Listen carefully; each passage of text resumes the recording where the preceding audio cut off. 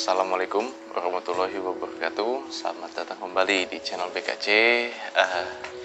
Sebelum kita unboxing atau membahas suatu hal tentang akuarium air laut, kami dari BKC ingin mengucapkan mohon maaf lahir dan batin dan selamat menunaikan ibadah puasa. Dan mudah-mudahan puasa tahun ini kita diberikan kemudahan.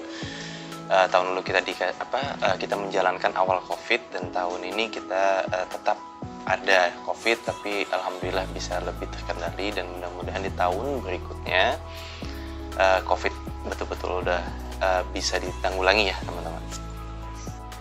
Dan berikutnya gue mau sharing lagi nih ya. Sekarang gue mau sharing tentang, kemarin ada yang nanya dari pelanggan gue membahas tentang gini, penyakit yang common itu tentang white spot, velvet. Itu hal yang sering terjadi dan memang terkadang agak susah teman-teman ya untuk kita cek atau kita kontrol.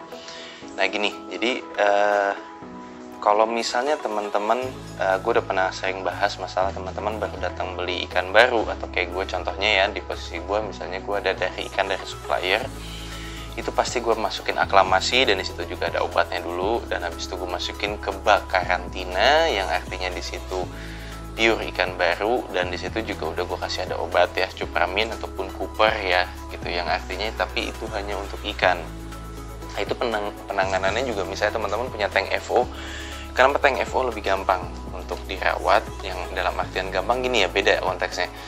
Gampangnya FO artinya hanya ikan, jadi kalau misalnya sakit teman-teman bisa langsung masukkan obatnya ke dalam akuarium main tank, tetapi dengan kadar yang lebih rendah. Kenapa? Karena teman-teman juga harus jaga permasalahan di rumah bakteri. Jadi bakteri pengurai itu harus teman-teman jaga deh. Jadi misalnya kayak kadarnya 1, kalau teman-teman masukin ke tank FO gak bisa 1, tapi jatuhnya biasanya suka dikasih setengah atau 0,75 nya lah. Jadi supaya bakteri pengurai yang baik tetap ada, nggak jadi amoniak boom ya. Itu yang teman-teman, itu dari pengalaman gue sih gitu. Jadi tetap ya, setiap apa yang gue sharing di sini artinya bukan paling benar atau teman-teman wajib mengikuti apa yang saya bilang, enggak. Jadi masih banyak kekurangan yang saya lakukan, saya hanya ingin bisa sharing yang saya tahu ya teman-teman. Jadi harus selalu ingat itu. Jadi apa yang saya bicarakan teman-teman bisa cari lagi, supaya ilmu yang sedikit ini yang dari saya bisa lebih baik lagi nanti di saat sharing sama orang lain. Sekarang yang paling susahnya itu 1, teman-teman miara ikan kena white spot di akuarium yang ada koralnya. Nah itu yang jadi masalah teman-teman, itu yang paling susah. Jujur itu paling susah. Pilihan pertama, teman-teman tangkap ikannya, yang artinya bisa beresiko susunan live frog yang tadinya ada koral itu bisa hancur ya, karena ikan ini pasti kencang sekali, dia udah adaptasi. Salah satu maksudnya itu ikan ini udah adaptasi, ikan ini akan bisa di saat dia panik, dia udah punya rumah untuk spot untuk berlindung, yang artinya di sela-sela live frog dan lain sebagainya. Nah kalau ikan-ikan yang belum adaptasi, mereka masih bingung harus kemana, dan itu kenapa mereka belum merasa nyaman. Nah itu perbedaan adaptasinya ya, itu menurut pandangan gua. Nah gini, berikutnya nih teman-teman ambil itu resiko ya, resikonya kan bisa live frognya pada hancur ya. Nah itu yang agak sulit. Nah pilihan yang kedua teman-teman, kalau gini, ini ilmu yang maksudnya kalau gua sih ya gua lakuin, maksudnya itu lo harus tahu resikonya. Artinya gini, jadi jangan dengerin maksudnya ngikutin orang aja tapi nggak mikirin apa dampaknya ya. Itu pasti ada teman-teman. Jadi gini, kalau ini sih dari pandangan gue dan mungkin salah gitu ya, teman-teman harus share lagi. Kalau gue biasa pakai bawang putih teman-teman, itu tank yang ada koralnya. Itu penolongan pertama gue menggunakan bawang putih. Nah bagaimana cara pakainya sih bawang putih ini gitu. Nah bawang putih itu biasanya kalau gue ya, balik ini banyak penerapannya kok teman-teman. Maksudnya teman-teman cek di YouTube yang dari orang luar pun juga menggunakan treatment yang sama ya gitu. Tapi jadi cara-caranya macam-macam, itu balik lagi teman-teman cocok yang mana. 1, kalau gue lebih suka gue blender. Ini gue blender dulu gitu ya, gue blender sampai jadi cair tuh si bawangnya tadi, jadi air bawang kayak gitu. bisa gue peras, jadi bahasa gue dapet intisarinya aja, itu gue gabung sama rebon ataupun gue gabung sama pelet. Jadi misalnya pelet nih gue gabung dulu, itu peletnya habis nanti dia biasa sampai agak ngering sedikit, nah itu baru gue kasih. Atau yang kedua bisa gue kasih rebon, jadi rebon gue aduk dulu. Nah nanti air rebon itu kan biasanya kalau kita manasin tuh selalu dipanasin pakai air panas ya. Ini air panas itu dikeluarin dulu, sisain rebonnya ini dimasukin ke dalam air bawang tadi, didiamkan secara 5 menit sampai 10 menit teman-teman ya, baru dikasihkan plus sama air bawangnya ini gitu. Itu cara yang paling kalau gue pernah coba dan alhamdulillah sih masih aman ya untuk koral gue pernah masukin ke dalam tank yang ada bintang lautnya juga. Alhamdulillah sih bintang lautnya cuma awalnya nggak nyaman ya gitu, tapi dia habis itu ini lagi baik lagi gitu. Jadi bawang solusi terakhir kalau gue jujur obat yang nggak yang ada reef safe yang aman untuk koral, tapi obat untuk WS gue jujur agak kurang, gue nggak pernah pakai ya, kurang berdampak. Ini mungkin ada caranya, tapi gue nggak tahu caranya. Maksudnya gue nggak tahu cara pengaplikasiannya supaya bisa obat yang yang reef safe ini yang aman untuk koral ataupun udang ini berdampak 100% ke si ikan ya. Sebenarnya sama sih sama bawang tadi, cuman kalau bawang kan kita cuman ke pasar ya, bawang putih kita blender, sisain airnya dan bisa kita kasih. Artinya kita nggak usah di dapur pun, mungkin ada di dapur rumah kita pun pasti ada gitu ya. Jadi mungkin itu kalau menurut gue yang lebih paling simple, pertolongan pertama yang kita lakukan, kita coba. Nah yang terakhir itu dengan bantuan alam. Bantuan alam maksudnya apa teman-teman? Gini, ada satu masalahnya, teman-teman bisa pakai udang pelet. Ya udang pelet ya teman-teman, hanya udang pelet itu yang saya, ini pengalaman gue, hanya udang pelet lah yang bisa makanin bakteri yang ada di dalam kulit ataupun insang ikan. Kedua ikan dokter. Jadi cuma 2 jenis ini nih, udang pelet sama ikan dokter ya teman-teman. Cuma 2 ini. Yang lainnya itu setahu saya nggak bisa. Itu setahu saya, tapi kalau teman-teman yang tahu bisa ditulis di kolom komentar ya teman-teman.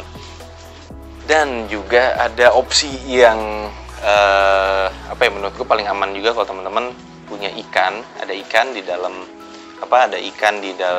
di tempat koral dan habis itu WS gitu kan. Nah gini, kalau yang gue lakukan di bagian SAM itu gue kasih UV. Nah UV gue taruh di mana? Gue biasanya gue taruh di yang pertama dekat busa-busa ataupun yang terakhir. Nah tapi ingat ya teman-teman, UV ini bahaya untuk mata, apalagi teman-teman yang punya anak-anak. Jadi maksudnya diliatin itu bisa membutakan, ikan pun ngeliatin itu buta teman-teman. Jadi itu harus hati-hati ya. Jadi kalau bagus pakai yang ada tabungnya. Jadi cahayanya itu nggak kemana-mana, nggak kena ke mata kita ataupun ke mata orang lain, termasuk anak, kayak paling khususnya anak-anak ya gitu. Karena kan mereka nggak ngerti, kasihan nanti kalau matanya rusak karena cuma ngeliatin lampu UV akuarium doang teman-teman. Dan yang sangat efektif dan aman. Nah ini saya kasih tahu caranya. Water change. Sering water change. Apa sih water change teman-teman? Ganti air. Jadi gini, wah kalau ganti air berarti semuanya full gitu ya. Gini, semakin banyak itu pasti akan semakin baik. Jadi WS ini soalnya terbang-terbangan di air teman-teman. Itu kenapa kalau pakai UV, yang jatuh ke dalam SAM itu mati sama si UV. Tapi kan masalah gini, dia butuh inang. Inangnya itu ikan. WS tidak akan menyerang udang, anemon, koral, bintang laut itu nggak akan diserang. Kuda laut nggak akan diserang, ikan yang diserang gitu. Itu yang setahu saya. Jadi dia pasti berenang di saat teman-teman pakai UV, dia bisa mati pasti saat kena UV-nya. Yang kedua, ganti air. Jadi semakin ganti air, yang berenang-berenang ini akan dikurangin datanya. Tapi balik lagi, saat kita water change harus cara yang benar teman-teman. Ingat, cara yang benar ya. Maksudnya cara yang benar apa sih gitu kan? Cara yang benar gini, bertahap. Jangan, gue mau ganti langsung 50% atau 70%, bisa aja, tapi resikonya ingat swing. Lalu ingat itu. Atau ada caranya, mau gampang 70%, bat habis 70%, sisain 30 berarti kan gitu. Ataupun 70%, anggap 75, 25 masih ada. Nah teman-teman masukin aerator di situ, di sisa 25 tadi masukin aerator, dan bisa pakai sistem drip, masukin airnya dulu gitu ya. Jadi bertahap lah, misalnya kalau nggak setengah jam misalnya segayung, 1 jam 2 gayung gitu. Jadi per setengah jam 1 gayung. Jadi si ikan ataupun ini nggak kaget teman-teman. Tapi yang jadi masalah kalau teman-teman naruh koral yang ada live rocknya di atas, karena airnya butuh tinggi. Nah itu resikonya. Bisa teman-teman ngurangin 10%. Habis itu nanti teman-teman tambahin lagi 10%. Itu bertahap terjadi sampai misalnya dalam waktu seminggu seperti itu. Itu bisa salah satu opsi ya teman-teman ya. Jadi itu yang menurut gua aman juga dibanding pakai obat-obatan dan lain sebagainya. Dan paling paling kalau yang bisa juga dilakukan adalah misalnya teman-teman naro ikan yang di situ susah ditangkap, misalnya teman-teman masukin udang pelet, ikan dokter gitu ya untuk ngobatin. Dan itu bisa aja gini. Jadi kalau pelanggan gua nih ya, jadi udah kena WS, dia akhirnya lebih milih ya udah deh, gua diemin, gue cuman masukin untuk jadi gua maksimalin koral. Nah kenapa maksimalin koral? Ya nggak ada masalah, koral nggak akan, ataupun anemon ataupun udang bintang laut itu tidak akan berpengaruh sama WS ya. Jadi dia lebih fokus ke situ, masukin koral yang banyak gitu. Anggaplah gitu ya, ikan ini akhirnya selamat. Kadang-kadang ada gitu, tergantung imun. Ya balik teman-teman. Jadi tergantung si imun ikan itu sendiri. Kalau teman-teman ikannya sakit tapi dia masih makan, teman-teman kasih makanan yang ada mengandung bawang tadi gitu ya, itu bisa menambah imun ikan. Bisa sembuh, tapi bisa juga enggak. Jadi itu yang agak resiko. Dan bisa kalau teman-teman pelanggan gue lebih baik dia banyakin koral. Dia maksimalin koralnya udah bagus, ditunggu sampai sebulan 2 bulan, bakteri si velvet ataupun white spot ini mati teman-teman. Nah baru dia masukin lagi ikan, karena itu cara paling alami, karena si bakteri-bakteri ini butuhin inang yaitu ikan. Selama itunya nggak ada, selama setahu saya sih 3 minggu, setahu saya ya gitu, tapi mungkin salah, jadi bisa diralat teman-teman. Kalau sampai 3 minggu itu nggak ada inangnya, dia akan mati secara alami. Nah itu yang paling aman seperti itu. Jadi balik ke opsi-opsi tadi itu, balik ke teman-teman mau coba seperti apa, yaitu ada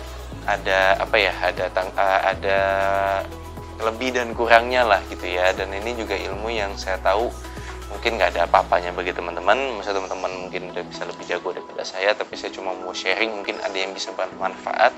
Dan kalau sempat teman-teman ada yang tahu caranya yang lebih baik nih dari yang saya bilang, please maksudnya tulis di komen juga, jadi teman-teman yang lain bisa sharing juga ya, seperti itu. Nah untuk yang pertama teman-teman, di sini ada ikan-ikan yang lumayan agak gede ya.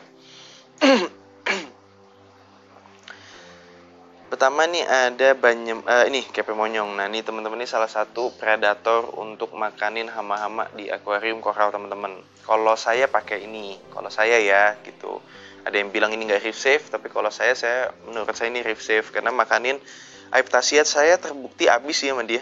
Aiptasia dia suka kalau ada koral baru tuh masuk inspeksi ya ke ke koral itu, ke batu-batunya biasanya suka ada kayak cacing-cacing tuh teman-teman. Karena kalau cacing Bristol itu didiemin, itu bisa sampai setahun kemudian itu bisa jadi gede banget, atau 2 tahun kemudian bisa gede banget. Ini itu terjadi teman-teman, di YouTube pun teman-teman bisa cek ya. Itu cacing Bristol itu bisa jadi hama yang awal waktu kecil bagus untuk jadi cleaning crew. Tapi di saat udah gede itu ikan bisa dimakan, koral pun bisa dimakan teman-teman. Itu resikonya. Dan ini berikutnya ada banyaman warna. Ini kayak pink hologram ya. Tapi kalau ini udah laku teman-teman, karena ini unboxing udah beberapa hari yang lalu ya, udah agak lama sih untuk unboxing ini. Tapi masih belum bisa gua upload teman-teman, maaf. Ini banyak kesibukan juga soalnya. Nah untuk yang ini sih ikannya termasuk banyaman tuh, yang kemarin pelanggan saya nanya tuh katanya bisa untuk makan flatworms ya. Nah saya kurang tahu juga, atau bobit, cacing bobit tuh katanya bisa juga gitu. Nah saya kurang tahu juga ya teman-teman. Jadi kalau ada yang tahu bisa tulis di kolom komentar. Nah ini ada KKOB. Nah ini salah satu ikan juga yang damai banget. Kalau teman-teman nyari ikan yang nggak suka bully atau ada ikan baru dibully sama dia, nah ini salah satunya nih teman-teman, KKOB, warnanya bagus dan KKO itu udah banyak banget jenisnya, dan mereka ini reef safe dan aman. Dan mereka misalnya kayak ada ikan baru, dia jenisnya hampir sama temperamen sama kayak capungan gitu, sama jae-jae, antias, itu hampir sama lah mekanik KKO ini. Jadi kalau teman-teman nyari untuk jenis-jenis tersebut ikan-ikan damai, nah ini KKO salah satu solusinya ya. Nah selain KKO di sini juga ada keling leopard. Ini bukan keling batik ya teman-teman. Jadi keling batik itu beda tipis. Jadi kalau keling leopard itu di motifnya itu terlihat beda banget tuh. Kalau batik itu kecil-kecil, kalau leopard kayak macan ya. Jatuhnya kayak macan itu gede juga gitu. Motifnya tuh bagus gitu. Berkarakter lah ya. Kalau batik kan kalau ini batik itu beda kecil-kecil gitu ya, banyak kecil-kecil gitu. Tapi kalau yang leopard ini motifnya tuh besar-besar. Maaf ya teman-teman, ini ngomongnya agak ngawur ngidul nih kan. Hari pertama puasa lagi, pusing kepala. Ngomongnya nggak nyambung. Nah ini ada jabing kuning. Ya ini jabing kuning, ini gue bikin YouTube sambil ngabuburit teman-teman. Ya nggak kerasa. Ini jabing kuning ini sama ya teman-teman, makanin itu juga, makanin lumut juga, habis itu cleaning crew juga. Dan tapi ini udah habis teman-teman untuk jabing kuningnya. Dan yang di sini ada juga keling asli. Nah ini keling asli ini biasa suka masuk ke dalam pasir ya teman-teman. Dan ini misalnya kalau teman-teman baru beli, biasanya itu suka tiduran di dasar pasir ya, di bawah live rock gitu, suka ngumpet. Nah tapi ini kalau ikan jenis ini kecilnya itu keling merah ya, mereka bermutasi menjadi keling asli. Dan kalau udah gede gini agak resikonya kalau punya udang-udangan, itu bisa dibabat tuh sama si keling asli ini teman-teman.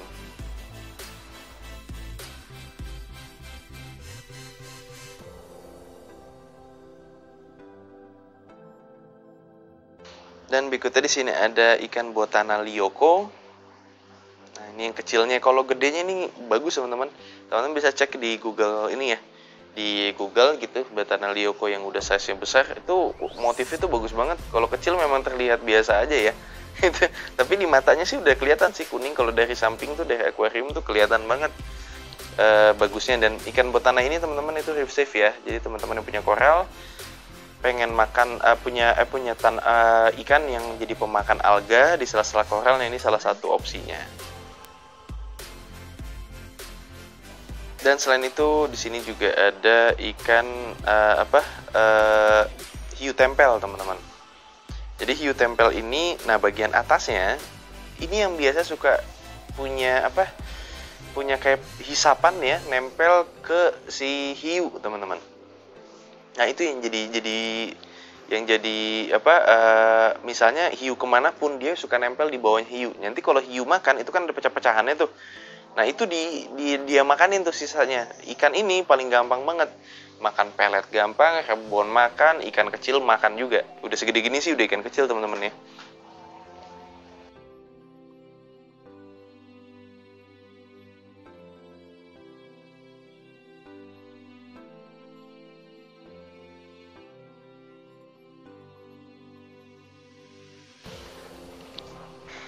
Dan selain itu di sini ada ikan-ikan yang menurut gue ini trigger yang keren banget sih. Dan yang pertama ini gue pakai jaring ini juga untuk ngindarin dulu ya. Ini kalau kena mulutnya lumayan teman-teman. Ini ada tiger Zarmazum, gue baru masuk sekali nih. Tuh ini motifnya tuh kayak ada titik-titiknya ya, kayak ada garisnya. Kalau matanya tuh kayak pakai eyeshadow teman-teman. Warnanya biru muda, bagus banget. Gue ada masuk 3 piece untuk yang ini. Dan ingat, untuk ikan-ikan trigger itu ikan-ikan yang tahan banting ya, kuat gitu. Nah ini lebih jelasnya ya teman-teman, Zarmazum. Gue baru masuk sekali untuk trigger Zarmazum ini. Dan yang berikutnya di sini gue ada ikan trigger muka ungu teman-teman ya. Tuh ini juga keren banget sih. Jadi gue selain trigger matahari, trigger biru, trigger muka ungu nih, gue suka. Zarmazum Gue juga suka lihat motifnya, tapi gue belum lihat sampai nanti di samping akuarium ya. Kalau dari lihat dari samping biasanya terlihat lebih bagus. Nah ini teman-teman bisa lihat ya, jadi warna buntutnya tuh kuning, dan ini untuk jantan teman-teman. Kalau untuk betina ada mukanya tuh nggak ungu ya, bedanya itu tuh. Jadi kelihatan ya, jadi kuning-kuning kuning-kuning belakangnya, mukanya tuh ungu. Itu terlihat bagus sekali kalau untuk ini, untuk jenis jantannya.